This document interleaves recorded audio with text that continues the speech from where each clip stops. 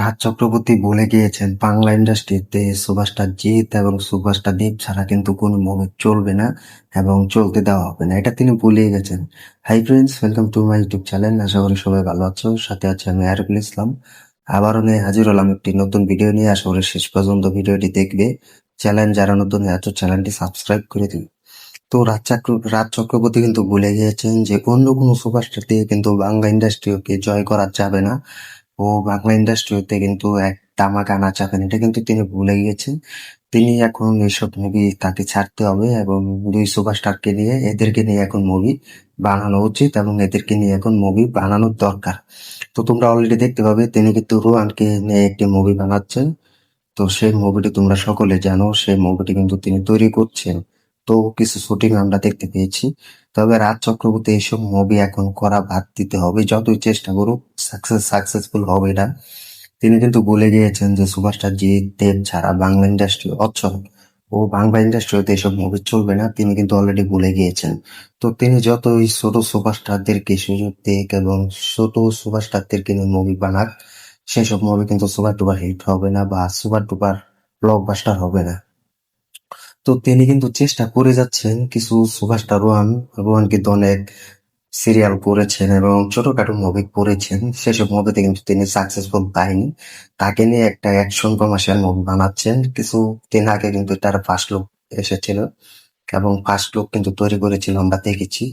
তো এটা দিয়ে ভাবলাম যে রাজ চক্রবর্তী কি তৈরি করবে, তো দেখলাম যে রোহানকে নিয়ে কিন্তু তিনি মুভি বানাচ্ছেন।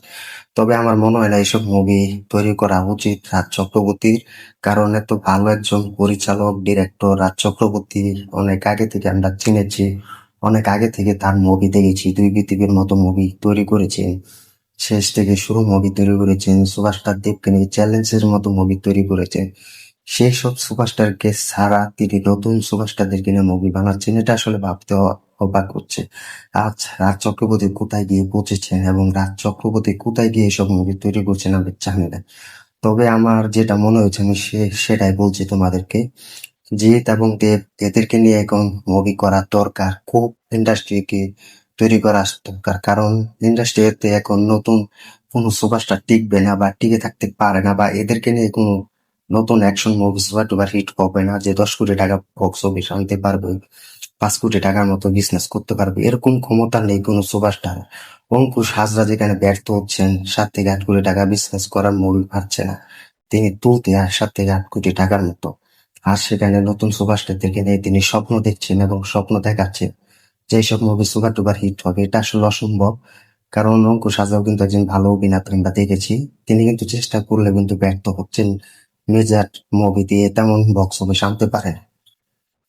তবে এখন রাজ চক্রবর্তী যেটা চেষ্টা করছেন, তিনি চেষ্টা করে গেলে আমার মনে হয় ব্যর্থ হবে, কারণ তিনি যে সুপারস্টারদেরকে নিয়ে মুভি বানাবেন এটা অসম্ভব। আমরা কিন্তু চাই যে দেব, যে এদের মুভি যদি আসুক, এটার বক্স অফিস এমনি হয়ে যাবে, এমনি 10 কোটি টাকা বিজনেস করার দেখাতে পারবে দুই সুপারস্টার। তবে এদেরকে নিয়ে এখন মুভি বানানো খুব দরকার। তবে এসব মুভি এখন করা দরকার আছে এবং তিনি যে সময়টা পার করছেন সেই সময়টা বন্ধ করতে হবে এবং তিনি যে সুপারস্টারদেরকে নিয়ে মুভি তৈরি করছেন বর্তমানে, এদেরকে ছাড়া মুভি তৈরি করতে হবে সুপারস্টার জিৎ এবং দেবদাকে নিয়ে। এটা আমরা সকলে দেখছি। এটা তিনি না করে তিনি নতুন সুপারস্টার নতুন স্টারদেরকে সুযোগ দিচ্ছেন সেসব মুভি করার। তবে এসব থেকে বেরিয়ে আসতে হবে রাজ চক্রবর্তীকে, কারণ তিনি একজন যথেষ্ট সম্মানের লোক। তিনি বাংলা ইন্ডাস্ট্রিকে অনেক সময় দিয়েছেন, বাংলা ইন্ডাস্ট্রিতে নতুন নতুন মুভি তৈরি করেছেন এবং নতুন নতুন কমার্শিয়াল হার্টফুল মুভি তৈরি করে দেখিয়েছেন। দুই পৃথিবীর মতো মুভি বিজনেস করেছেন। এইসব মুভি তিনি তৈরি করে দেখিয়েছেন যে এরকম মুভি আমি তৈরি করতে পারি। আজকে না তিনি কোনো একটা অ্যাকশন কমার্শিয়াল মুভি করছেন, সেটাতে কোনো ছোট স্টারকে দিয়ে মুভি করাচ্ছেন, এটা আসলে ভাবতে অবাক হচ্ছে। এইসব থেকে বেরিয়ে আসতে হবে। তিনি এখন নতুন গল্প না লিখে, জিৎ দেবকে না নিয়ে তিনি অন্য সুপারস্টার থেকে মুভি তৈরি করছে। যতই চেষ্টা করুক সাকসেসফুল হবে না, কারণ আমাদের বাংলা ইন্ডাস্ট্রি হতে, টলিউড ইন্ডাস্ট্রি হতে এরকম কোনো সুপারস্টার নেই বা এরকম কোনো স্টার এখনো তৈরি হতে পারছে না, তৈরি করতে পারছে না, সবাই ব্যর্থ হচ্ছে। যার জিৎ দেব ছাড়া কিন্তু বাংলা ইন্ডাস্ট্রি অচল, টলিউড ইন্ডাস্ট্রি অচল এবং এদের দুই সুপারস্টার ছাড়া কিন্তু টলিউড ইন্ডাস্ট্রি এগিয়ে যাচ্ছে না বা যাবে না। এখনো কিন্তু বলছি, আমি বারবার বলবো। তবে রাজ চক্রবর্তী, সুভাষটা জিৎ, সুভাষটা দেবকে নিয়ে বড় ধরনের মুভি বানানো উচিত। এদেরকে নিয়ে ভালো একটা গল্প তৈরি করা উচিত। এইসব মুভি দিয়ে কোনো দিন আসবে না বা ভালো একটা বিজনেস করবে না রাজ চক্রবর্তী যেটা ভাবছেন, যে নতুন কোন সুপারস্টার দেখে নিয়ে আমি একটা মুভি বানাবো, সেটা 10 থেকে 12 কোটি টাকা বিজনেস করবে, সেটা অসম্ভব। সেটা কোনোদিনই সম্ভব হবে না বা সম্ভব হতে পারে না তিনি যেটা ভাবছেন। এইসব থেকে তাকে বেরিয়ে আসতে হবে। সুপারস্টার জিৎ, সুপারস্টার দেবদাকে নিয়ে তার মুভি বানানো উচিত এবং তাকে এইসব মুভি বানানো দরকার হবে। এসব থেকে তাকে বেরিয়ে আসতে হবে। তোমরা কমেন্ট করে জানিয়ে দাও তিনি যে চিন্তাটা নিয়ে ভাবছেন, যে রুয়ানের মতো একজন সুপারস্টারকে নিয়ে তিনি মুভি বানাচ্ছেন, তো এটা তিনি কিভাবে নিচ্ছেন জানি না, এবং তোমরাও কমেন্ট করে জানিয়ে দাও সুপারস্টার জিৎ, সুপারস্টার দেবের মতো বড় সুপারস্টার থাকতে তিনি কি গল্প নিয়ে ভাবছেন সেটা বুঝতে পারছেন না। তোমরা কমেন্ট করে জানিয়ে দাও। আজ সুপারস্টার জিৎ দেবের মতো সুপারস্টার ছাড়া তিনি নতুন সুপারস্টার নিয়ে মুভি তৈরি করছেন, এটার বিষয়ে কি বলবে কমেন্ট করে জানিয়ে দাও।